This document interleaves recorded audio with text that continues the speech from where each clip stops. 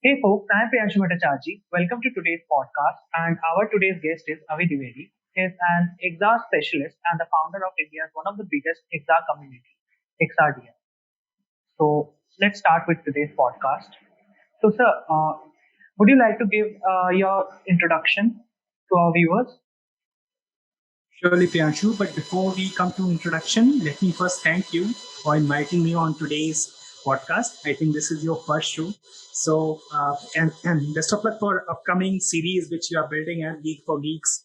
And also, just good luck. I have worked with you in past. I have worked with you on several projects at our community, XRDA. So, yeah, I'm Avi Dwivedi, the founder of XRDA. XRDA is basically Extended Reality Developers of India. And this basically is a community of XR developers. XR means augmented reality, virtual reality. So it's kind of a hub for all this sort of technology, right? So, yeah, this is my introduction basically. Okay, all right. That's it. Thank you, sir. So, my next question is what actually XRDI does? Like, what is XRDI? Right. So let me tell you what XRDA exactly do. So we are working in the space of virtual reality and augmented reality democratization, which means we contact with all the colleges and we speak to them about our projects, like what we are building with virtual reality and augmented reality and what could be done. What is virtual reality and augmented reality? How big is the industry? How people are working with this? How anyone can blend their own skills with these technologies and sort of glorify their skills. So we try to democratize the technology as much as possible on these sort of domains. So that is the very aim of XRDI. Right now, we are operating in India. We are trying to connect with more than 50 colleges and start our community at their own hubs, like providing a club or in their colleges and things like that. Apart from that, I have also started the community in Germany, also started the community in South Africa. So these sort of things are also going on. That's great. That's really great. So, basically, how did you got the idea of starting XRDI? Like, was there any kind of inspiration for you? Yeah, so I'm working in this virtual reality space for past 5 years and game industry for past 8 years. So what happened is basically I have more than 5 to 8,000 followers I think on LinkedIn. So I get every single day I reach these sort of messages I get that how can they start with this technology? How can they start with virtual reality or augmented reality? What is the game? What is the game? Development path or how they can start with that, something like that. So what I did is basically I wanted to put all this knowledge at one place so that people could refer to it and I don't have to answer them again and again on this because I really get a lot of messages regarding it. So that's how it started initially, but we also started XR podcast. So XR podcast is basically a place where you might know that these celebrities, like you call, for example, a cricketer a celebrity, or basically a movie star a celebrity. But I want to sort of highlight the work of engineers. I would like to highlight the work of creators in field of XR technology. So I started the podcast called XR Podcast, where I also invite all the people who are in the industry. A lot of great friends who are doing amazing job in this certain domain. So that's how with this vision, the vision of podcast and the vision of community, it started. But now we are doing multiple things, like we are collaborating with several companies on several sort of projects and things like that. We are supporting a lot of companies to grow their businesses with the help of XR. That's great. That's really great. So, sir, till now, like, how many podcasts have you taken at XRDI? So far at XRDI, I have did a total of 51 podcasts in past like 2 years. So in these 51 podcasts, there are 36 plus on the YouTube. Rest of the podcasts are there on the Facebook group. Earlier, I used to put there. I still didn't get time to put them on Facebook. Sorry, YouTube back. So there are like 51 podcasts. I'll have stopped working on the podcast because the views were not getting the very work of the guest's time. So I was like, if nobody's watching the podcast, I can put my time on that, but I must not put my guest's time. So that was something like that. So I just trying ki people start getting more engagement with this sort of domains where they can learn more about these technologies. Yeah, actually, in India, the thing is that many people are not much into XR industry. Like till now, many people doesn't know that what actually AR, VR, MR, and XR is. Especially, they don't know that what actually is AR and VR. And the thing is that we all need to educate them in India. Like in foreign countries, there are people who at least knows that what is the use of VR and AR. So in India, I think there is a need of educating people about AR and VR. I've also attended not some of your, I've attended many of your sessions, and you did a really great job. So yeah, so can you explain to our audience that what actually is AR, VR, MR, and XR, and what is the major difference between all those four fields? Yeah, surely. So I'll come to the first part of the question as well, where you talked about how India need to understand the very importance of these technologies. But let me first elaborate what are they, right? So VR means virtual reality is basically the very hack of creating your own worlds. The very idea is to create your own world and immerse a very player into it. So we take a person and we build whatever we want to build around it, and we call it a simulation. So whenever we put a person in simulation, our idea is to hack their senses so that they can see whatever we want to show them, they can hear whatever we want to make them hear, or we can also hack their senses, their touch senses, and things like that. So the motion sickness is there, everything is there. So this is virtual reality where you are completely immersed. Augmented reality is very different and very opposite of this. However, the concepts and the technology behind are very same, but the core idea is very different. So in augmented reality, we try to bring out some of the element from this simulation, which is a virtual simulation. We try to bring out some of the elements into a real world. So we took picture of the real world, camera is a good medium to do so. On top of that reality quotient, which is coming from the camera feed, we try to overlay whatever the virtual content we want to enhance. But it is much more challenging because we need to understand what is visible in the augmented reality scene. Whatever that we want to enhance, for example, if I want to put a label on your face, I need to know where your face is or whether a face is there in the screen or not.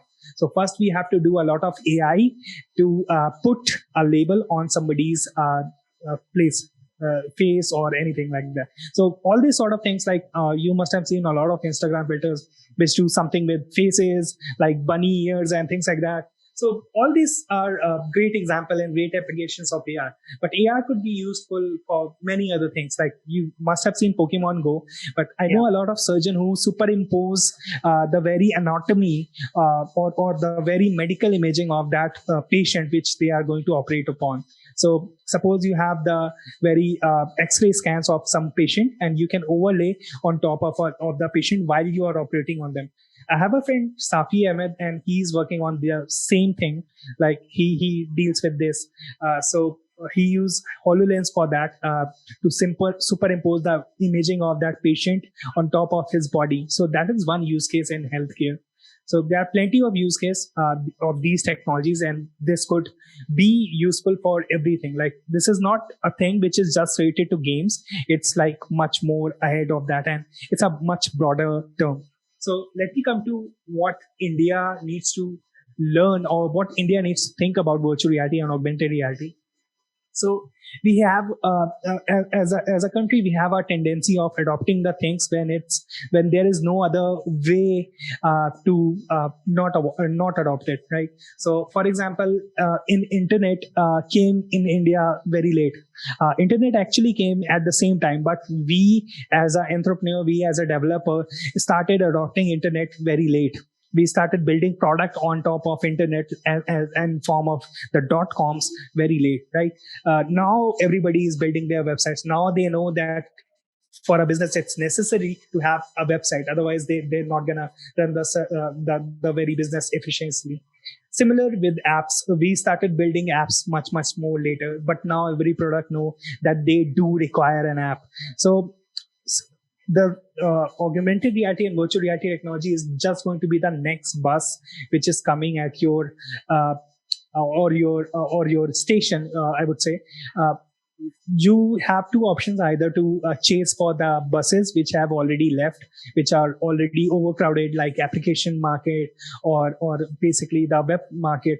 So I recently posted a post on that I was hiring a web developer, and there were literally 82 comments on that they want job as a web developer. So there are so many, demand and supply game is there. So there are so many developers in comparison to jobs now. So if I talk about virtual reality and augmented reality technology, this is the bus which is still empty, and you can pretty much catch, and it is on the verge to come to your station. So yeah, that is Yeah, actually, my perspective. yeah, the what I think is that the XR industry is going to get a boom by 2025. Like in 2017, not many people knew about AR, VR, and XR and MR. But now in 2021 and 2020 also, people got a good exposure on what actually XR is. So how can anybody start with this XR, AR, VR, MR, and XR field? You said it very correctly that the market is going to boom with this sort of content, with this sort of experiences. And the reason is the bigger market players already know about it, and they are already taking advantage of it. Whether you talk about Facebook, whether you talk about Microsoft, they are already working on these sort of products. Even in 2022, Apple's headset is expected to come, and once that comes, it's going to be a mass appeal product, and then thousands of companies gonna come in this hardware industry as well. They're gonna produce their own products to match Apple quality or whatever you want to say. It's going to be the next trend in 2022. So once the Apple releases their Apple virtual reality headgears, it's going to be again in all the sort of discussions. So obviously, same with the Geos product as well. Once they release their headset, which is also on the verge of coming, it's also going to be a big debate or big sensation of sort of technology. So yeah, you are very correct about that. If I have to give a number, I would say by the year 2027, the mobile phones would not be that much. We will more rely on these sort of glasses which will sit on your face by the year 2027, and mobile phones will be pretty much useless at that time, which will basically be like a brick which you will carry on your in your pockets. Yeah. Yeah, So what is your other question again? yeah. So how can anybody start with this field? Before that, I want to ask that is this field too competitive like other fields, like in web development? There are tons and tons of people who are getting into it, and Android development also. So Hmm. it is a really competitive market. One will get a job and one will not. The market is something like that. Is the same thing applies in AR, VR, MR, and XR? So what is happening in those spaces, that we are battling with supply and demand? It basically means all the existing businesses already have their websites and already have their applications. So they already either do not require new applications. They only require that once a year or something like that. So their supply is being down, I would the new products in terms of applications and I would say websites. There are the next thing is automation, which is reducing, which is a problem in that industries. So pretty much everything in websites now you can automate, or at least so whatever the job was there in back in 10 years back, I would say right now that job is either the price of that job is reduced to less than a quarter, or the entire job is removed because of automation. And in future we will all see all the same results with a lot of things which are not possible without a developer will be able to do without any developer intervention, with the help of AI and things like that. So GPT-3 is a great example. It can write code now. So of course, AI is being writing code for years, but now it's writing so much better.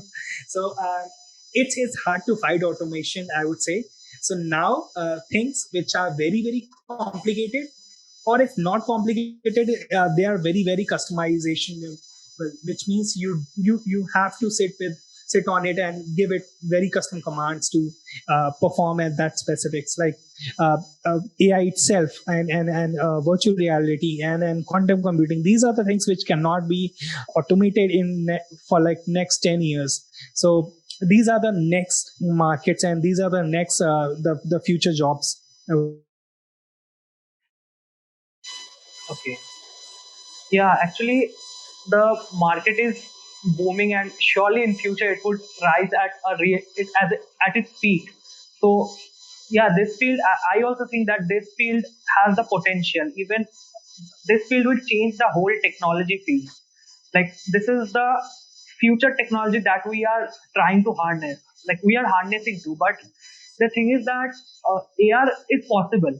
Like, with our mobile Yep. phones only we can do AR, but the thing that is making VR not possible in India, I can't say that it is not possible, but it is hard to buy because the VR devices that are being imported from foreign countries are really at, at a high price. Like, previously, when I saw that Oculus Quest 2 might cost around 20 to 22,000, but in Amazon it's around 40 to 50,000. So yeah, I guess that's also a reason why people are not actually buying virtual reality devices, and also don't uh, getting much interested into it. Hmm. And also there's that another that problem is also being solved by major companies like yeah. Facebook. They are subsidizing on the headset pretty much, and similar with in India, it's similar with Jio as well. They are also going to come up with some sort of plans which will be very affordable, I would say. These are the problems which are being taken care by the hardware manufacturers. I would like to say that in India, there is one more thing which seems impossible, which is like a career in gaming. But now you see a lot of people making their career in gaming. That also is a very, I would say, capital intensive career, because you require the streaming devices, you require the video card, you require all sort of streaming devices. There are plenty of those. You require a good mic, you require a very good computer, which costs like more than a lakh or something, right? Because you require heavy graphic card, you Yeah. require all sort of peak performing hardware. So now in India, the peak hardware is available in less than 40,000. So you can pretty much buy the Facebook Quest 2, and that is a very affordable, I would say. Even you can buy that even less than a gaming laptop. So I think it's becoming less and less relevant as a problem now. So I'm very hopeful that what we're gonna build on virtual reality. I don't want India to leave behind like we did at the time of apps, like we did at the time of websites. I want India to become the nation which could be considered as the capital of virtual reality and augmented reality.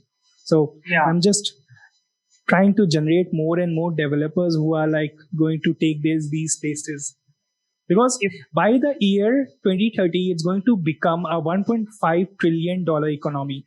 So I want Indians to take part of these big chunk. Yeah, actually, even I want that India doesn't like lag behind in the race of virtual reality and augmented reality, because this is a technology that everyone should at least try out. If they at Yep. least try out, they should not tell that I haven't tried it out, but then also I don't have interest. First, they should try out. If they are not having interest, no problem. But at least they should try it out. Yeah, Of course.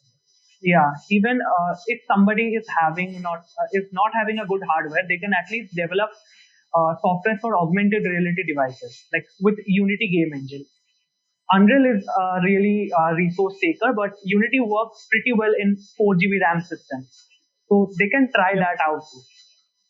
Yeah, so I don't think system should be any kind of issue for like developing AR/VR software. Yeah, at some extent it might become a problem because of high graphics. The laptop or computer should not be able to render them, but yeah, at a certain level, I think people can try out virtual reality and augmented reality. Yeah, of course. Yeah. So, sir, my question is that how can anyone start with these fields? Like, and what should they start first? Like augmented reality, virtual reality, or mixed reality, or extended reality? What should they start with? It depends what they specifically are. So I don't say that become a developer overnight and start building your own virtual reality experiences and things like that. Just take interest that what sort of skill you have. If you are a very good artist, if you are a very good storyteller, if you are a very good writer, if you are a very good, I would say, uh, there are plenty of jobs. Like there are even jobs of lighting experts, things like that. So if you understand a very good amount of physics, you can hop on into graphic development, where you will be dealing with how light behaves on certain objects, or how certain texture behaves, or how particle systems behave, or how fluids behave. So there are plenty of things. So whatever your plus point is, whatever you are good at. For example, if you are good at coding, then of course, starting with virtual reality game development or virtual reality simulation development or whatever is a good option for you. But if you are for example, if you are a very good uh, fluid artist, I'm sure there are plenty of ways you can play a fluid inside virtual reality and make it look like magical, because people are doing that. People are dancing in virtual realities. I have a friend, Rosie Summers, and she does amazing art in virtual reality. So her artwork is sort of a masterpiece. She's been on my podcast, and yeah, her art is mesmerizing. So Yeah, I whatever have the also skill seen. you have, you should take advantage and blend it with virtual reality. And in that process of blending and finding your advantages, and finding ways to blend it with virtual reality, I would consider watching my one of the series called XR Masterclass by me, where you can find all the ways that how to start with that. And I'll go through all the software you require to go to start the virtual reality, or what sort of place is there for you. So for example, if you want to create only just the filters like Instagram filters or something like that, there's a good market of that as well. You can do it using that 7-day work series. So that is a 7-day workshop available for free. I'm going to also talking with some great institutions where I'm going to give this same lecture again, but with updated resources. So I'm talking to two colleges actually, IIT Kharagpur and IIT Bombay both. So there will be I'll be hosting these sessions. So yeah, we'll probably do it very soon. So on these masterclass, these are completely available for free, and these are the latest content on virtual reality. These are completely, I would say, the newest one. So you can pretty much start with them.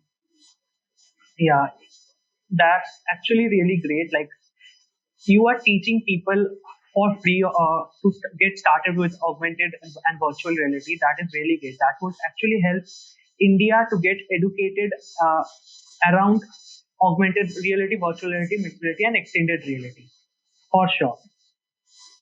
So, so now many people, even I had, when I started initially with augmented and virtual reality, I had a question that which tool should I use to design and develop extended reality, like augmented reality, virtual reality, AMR, then exact software. So which tool should I use? All right. So once you figure out your plus points, like what is my plus point, what kind of person I am, what I do, right? Once you figure out all those stuff, I'm looking at that way because there's like a thunderstorm going on there. Uh, so whenever you're gonna figure out all those things, after that your job is to basically figure out your tool, and there are plenty of those. So plenty of those tools are free, plenty of those tools are paid on very cheap. You can pretty much afford the subscription. So there are on the perspective of art, there are tools like Photoshop, of course, the Illustrator. There are Adobe XD, which you can use for graphic design, which is very useful in virtual reality, augmented reality, all this stuff. If you want to do 3D development, 3D graphics, you can pick a tool like Maya, Max, Blender, whatever suits you, whatever based on your requirement and intensity of your work, or whatever your vision is. You can pick a tool around that. If you are a very good animator or something, you can find tools related to that as well. There are plenty of plugins which you require within Blender or within Max to do very good animations.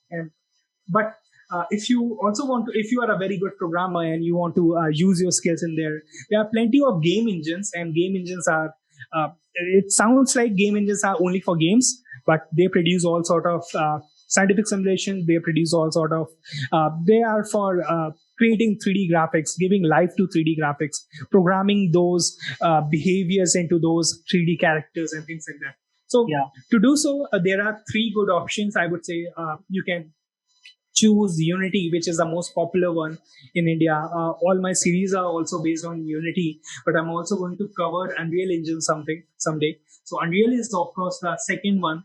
In India, there's a very few amount of developers of there in Unreal. It's hard to get Unreal developers. It's hard to get Unreal mentors as well.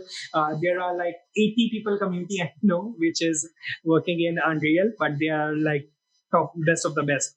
In virtual production, you use a lot of Unreal. So yeah. Yeah. Apart from that, CryEngine is a very good option. Apart from that, there is Amazon's Lambert Yard and things like that. So there are plenty of game engines which you can use to create these sort of experiences in virtual reality. If you want to create filters, Instagram filters and things like that, I would recommend starting with Spark AR. That is a beautiful tool, and you don't even have to code to start with Spark AR. So if you can do basic level of graphics, you can make whatever the filters or whatever the things you want to make. Facebook has made it very easy.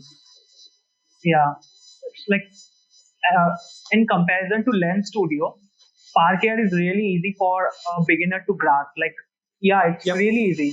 And also, Lens Studio requires a lot of like uh, good hardware, but Spark Lens Studio, Studio is also very good. I must say that is also very good. But if there is of course, there's a learning curve. You need yeah, to know a lot of basics to start with that. But in Spark AR, the threshold is a little low. So both does the same job, but for different platforms. So whatever your platform is, you can choose that. If you like Snapchat, go with Lens Studio. If you like the Facebook, like Instagram and Facebook, go for Spark AR.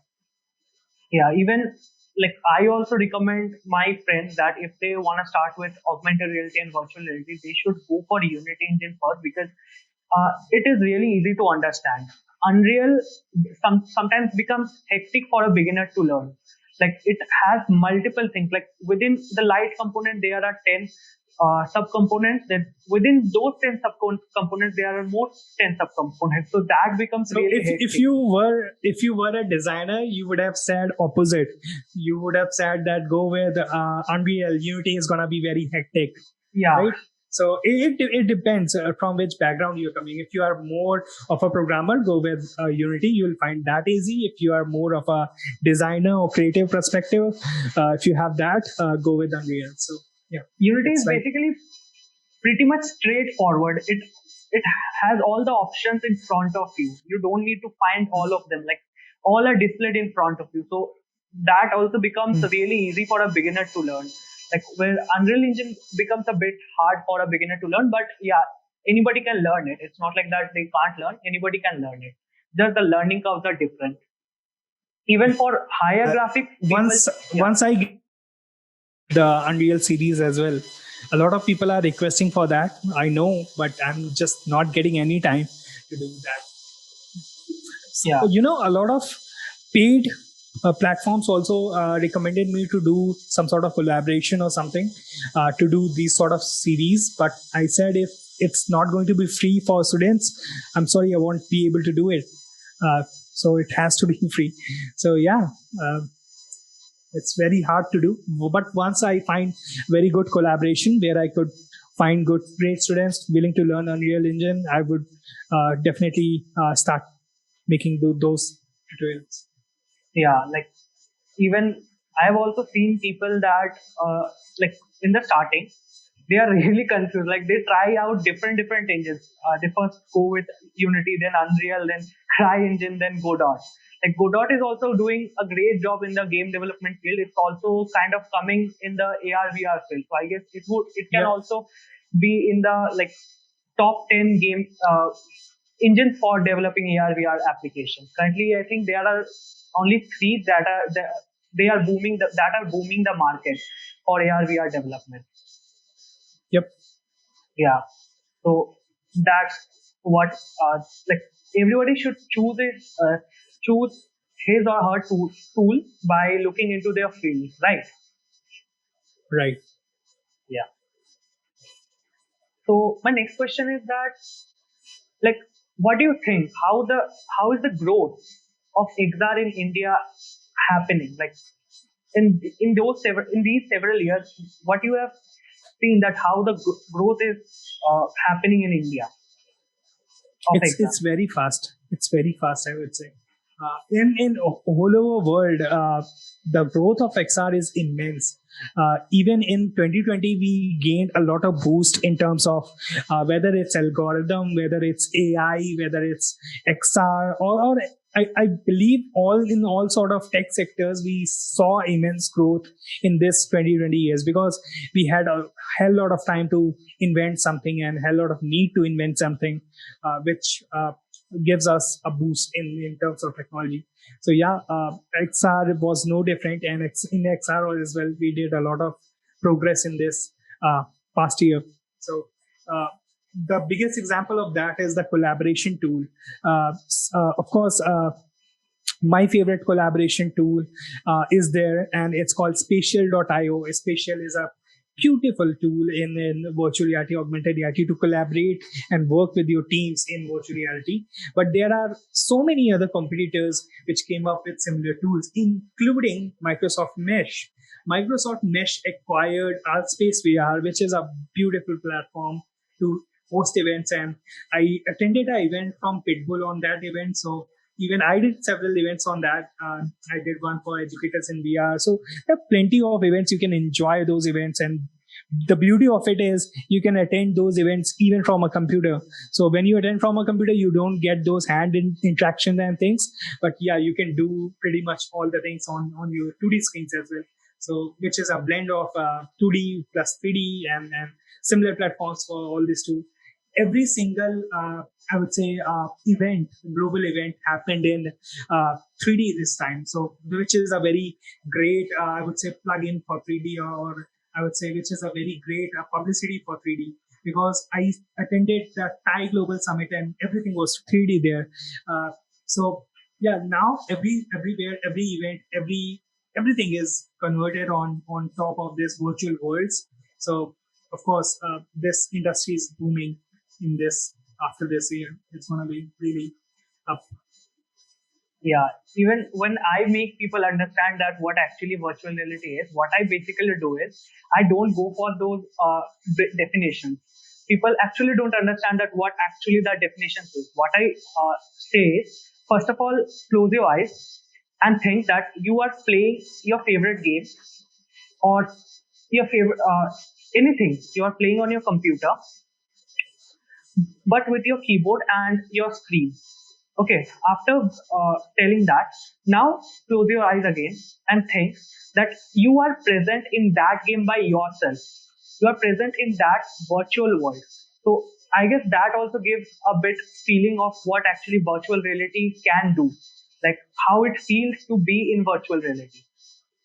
So Right, yeah, of course. So a lot of people say that, oh, I have seen virtual reality, I have seen those games, and actually, the screen, the 2D screen on which you are watching the content, does not do any justice to the content. All right. yeah, So you guys might have seen the videos in which people are falling. Vox did a very good video on that. People are falling on top of everything, like, and old people are like crazy on virtual reality. So it's a fun yeah, experiment. I did it with my dad, with my mom, and they are like super scary inside virtual reality.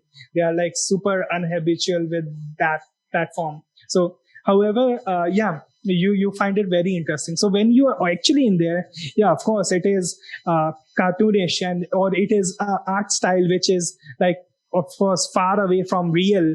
But when you are in there, your brain feels that everything is real. The stakes yeah, are high. When you collide with some sort of wall or something in virtual reality, you just fall in real world. yeah. So it happens with everyone, right?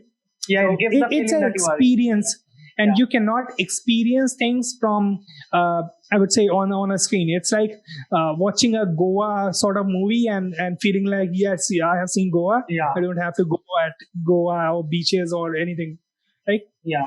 Even So with something like that. yeah, even with virtual reality, like in these lockdown times, people what can do is by wearing a virtual reality headset, they can visit any part of the world. So virtual reality plays a good role in everything, like in education too. Like many institutions are applying virtual reality, augmented reality technologies their in their institution to teach students. And I think that is a really great initiative. Like even what happens in my case, I see the pictures in a book. I really get bored because they are just pictures. They don't explain anything. I don't like those pictures. So I just think that what if our school starts applying augmented and virtual reality? Currently, virtual reality is not possible because in a school there are more than 4,000 students, and the headsets are really costly at this time. Maybe in future they would be really cost really less, but at this time they are costly. So at least they can implement the augmented reality technology. Even in India, in Bihar, I guess there's a school, Bihar Patna, who applied augmented reality in their institution for teaching students. So I guess teaching visually, like in 3D, will make students understand the concept more easily without like then teaching them from the book. Like even theoretical makes people confused. Doing it practically or viewing it practically makes us understand that how that thing is exactly working. And I think doing it practically is a really good approach for learning anything. First, if you look at, I mean, some of my podcasts, a lot of great friend of mine are doing the same thing. They are creating their application, their products in education sector, so virtual education sector. So, like, I would like to mention Avidia Labs. I would like to mention Infusory. They have their great products in this domain of virtual reality education. There is Photon VR, which is doing excellent job in converting education into a creative, fun way of learning. So, of course, the edtech sector is booming with the implementation of virtual reality and augmented reality both. Yeah. Even I think if GeoGlass gets a good success, it would revolutionize how India uses VR. It will, I think, it will revolutionize. Sorry for that. Uh, it would totally change the market of how India views VR. Like currently, not many people are able to buy the device. Even I can't buy that device currently. But I think if the GeoGlass releases at a really low cost, then people, I think, they can buy the device and experience that how actually VR is. Now in today's time, maybe not markerless, people can experience marker-based VR. Even there are SDKs like Equal XR who are like providing markerless support for non-AR code devices. So I guess people can experience AR. They should try. Yeah, VR has an exception, like the devices are being costly, but they should try out at least AR. Like it at least amuses me. Like I really like the field of AR and VR. Like how potential it has, how it can grow in uh, future. Yeah. From the perspective of a developer and a designer of products, I would say when we consider technologies at this bumbo jumbo words like markerless and things like that, so we are in fact confusing our customers and putting them away from the technologies. Whenever they're going to try it, they're going to feel like, okay, I'm missing a lot. So take a look at this mobile phone, for example. So this is a masterpiece of technology. It uses our 100 plus years of science achievements, and because of that, this phone is possible. Of course, it uses a microprocessor. It uses infrared and radio wave signal processing and things like that. So it's right away communicating with satellites when you are making a call. But a normal person does not have to understand these complexities when he's making a call. No matter whoever he is, he has to be able to make a call to his loved ones, and that experience should be smooth. So as a developer or creator of a product, our job is to make that experience smooth and intuitive. So whenever you create something, a product or anything, make sure it's as intuitive as possible. People took it and they just start using it without caring about how it's going to work, like what are the very rules of this world.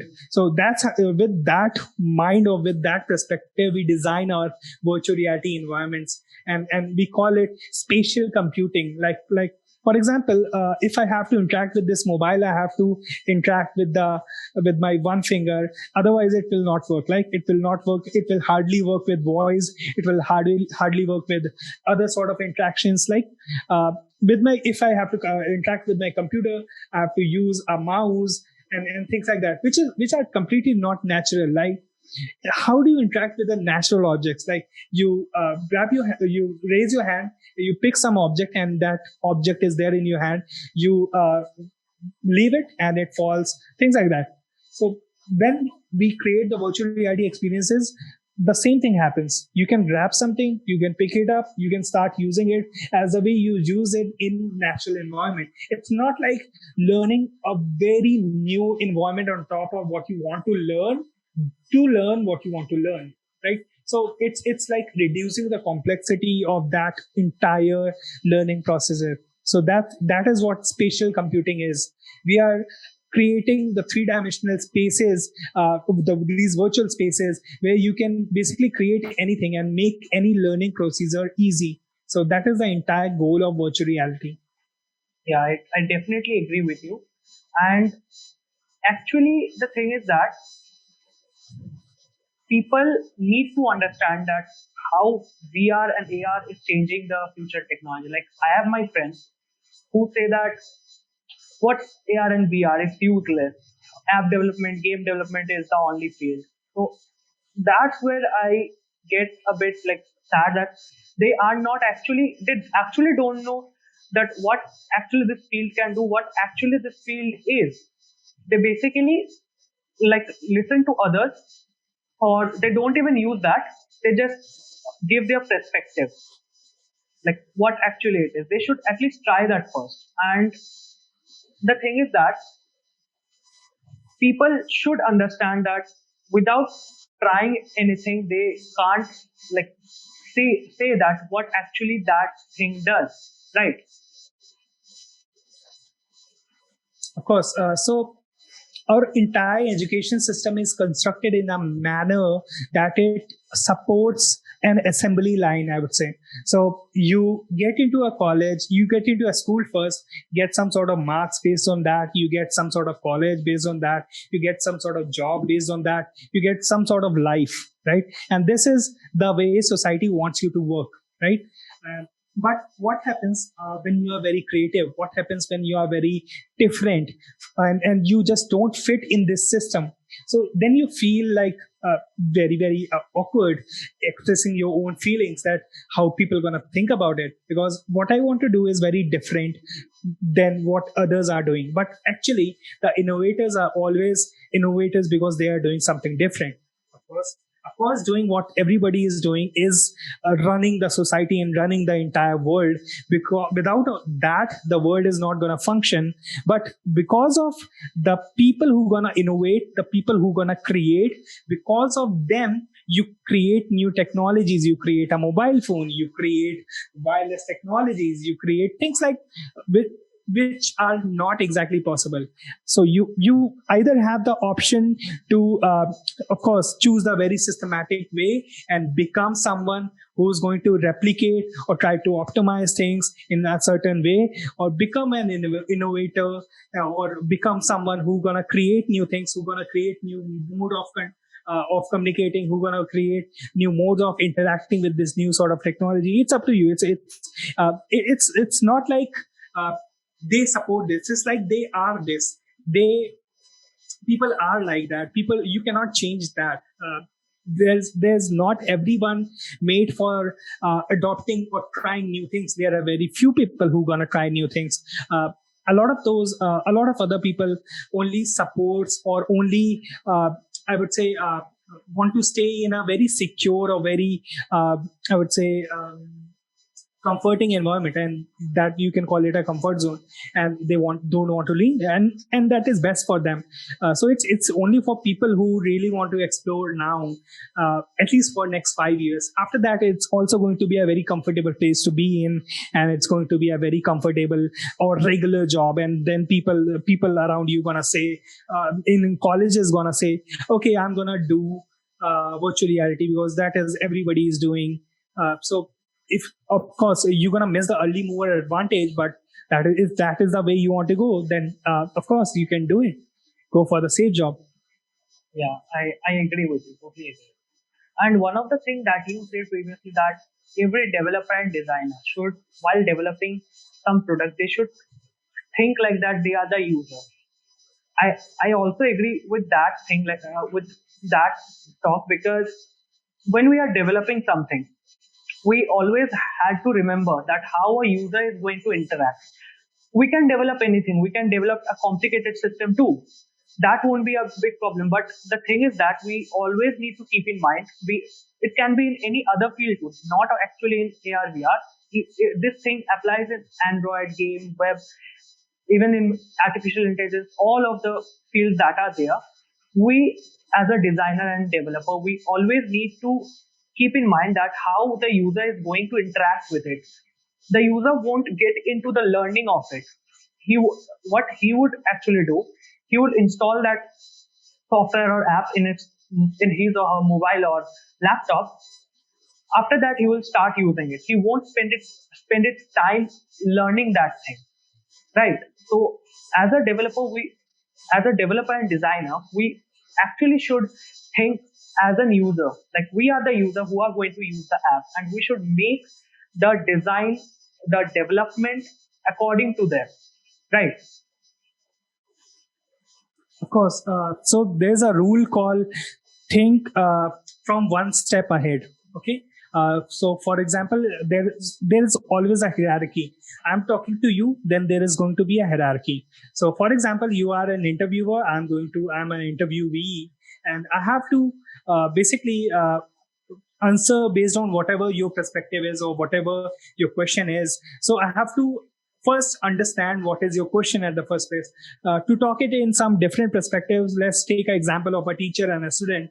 So, teacher might be saying something or whatever. Teacher is whenever the teacher is expecting an answer, the student has to first take care of that. What is the expectation of teacher? What sort of answer is gonna get me the greatest marks or whatever, right? Of course. Yeah. So you first have to understand the input modes. What are the input modes of a hierarchy above you? So whoever you are talking to, whether it's your parents, whatever your client is, whoever it is, the user of your application gonna be, you have to think from one level ahead. So you have to think from their perspective that what are their expectations from this. Okay. So I know I have a lot of dreams. I know I want to create certain things, but I need to understand the data. I need to understand the analytics. I need to see the numbers and then figure out that, okay, how things gonna work in this space, how things work in practical world. Okay. Without that, everything is gonna fall apart. So that is a very essential thing which you must understand. Yeah, right. So the last thing I would like to ask that what advice do you give to the beginners who are going to start with XR field? All right. So, yeah, the advice, whenever a developer builds something, okay, for example, if I start building a mobile phone or if I start building anything, right, let's take a mobile phone. So I don't have to care about what mobile phones of now can do, right? Because the time I'm going to take in building a mobile phone, let's say it's 3 years. So I have to take care about, okay, what's going to be my competition in next 3 years? Because when my mobile phone is going to end up end the development process and it's actually going to be in market, if I create a mobile phone which is still supporting the 2021 hardware and 2021 specs, it's going to be obsolete. It's going to be useless because it's old. Of course, you created the best smartphone of 2020. You started created with the vision of creating the best smartphone of 2021, and you started working on it. But by the end of 2023, when the mobile phone gonna come in the market, it's already old because it's not 2021 anymore. Similar with these technologies. So, of course, you are learning and understanding a lot of things, and you're going to come up with some solutions and you think, okay, it's good, I can live my entire life on this particular thing. But technologies get old, and technologies, you have to keep evolving yourself in terms of when you are a person who's working with technologies. So if you're not going to do that, you're going to be old. So first tip, just make sure that what's going to come after 3 years or 4 years. So plan ahead. And then even after you planned ahead, keep evolving yourself, because just planning ahead is not enough. You have to keep evolving on that path as well. Right. So that is Yeah, one thing I would love to say. yeah. Even like in developers' life, if learning should be there. It shouldn't be like you have learned up to this and you should stop that what you have learned. Like it's not the only thing that is making you a developer. The main thing that is the is with will be with the developer is their learning. Like if they stop learning, their knowledge would be obsolete at some point. So learning, they should not stop learning. Like they should not get outdated. So yeah, Of course. Yeah. yeah, So thanks, Pianshu, for hosting me. And also would love to thanks Mr. Sandeep Jain, who created Geeks for Geeks.